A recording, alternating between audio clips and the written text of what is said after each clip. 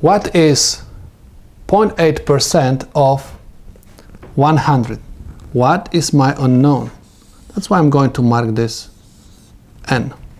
Is stands for equal sign, and I have 0.8% of is my multiplication, and I have 100.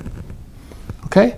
Now, because n is by itself, I can simply multiply these two numbers by themselves.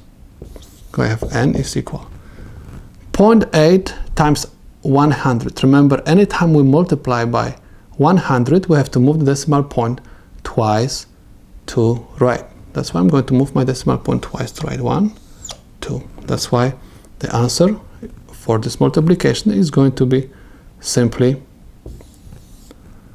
80%. Okay? This time I have to look at my problem. My problem is asking what. Anytime you see just word what, means I have to find the decimal number. Okay?